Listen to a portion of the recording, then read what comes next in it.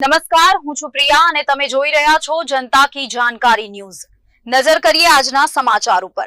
માંડવીની સર્વાંગી વિકાસ પરિષદે વડાપ્રધાન નરેન્દ્રભાઈ મોદીનો 75મો જન્મદિવસ જીવદયા અને માનવ સેવાના કાર્યો કરીને ઉજવ્યો।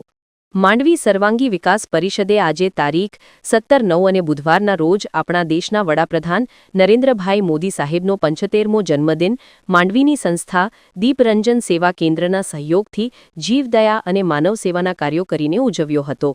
આજે બુધવારે માંડવીની ગાય માતાને નીલાચારાનું નિરણ કરીને તેમજ શ્વાનુને બુંદીના લાડવા અને બાજરાના રોટલાનું ભોજન આપીને જીવદયાનું કાર્ય કર્યું હતું।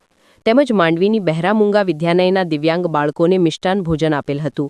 આ સેવા કાર્યમાં માંડવી સર્વાંગી વિકાસ પરિષદના પ્રમુખ વાડીલાલભાઈ દોશી, મંત્રી દિનેશભાઈ શાહ, ઉપપ્રમુખ દીપકભાઈ પંડ્યા અને લીનેશભાઈ શાહ જોડાયા હતા।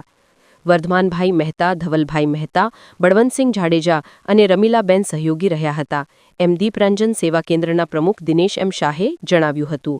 સ્ટોરી રમેશભાઈ ભાનુશાલી નલિયા।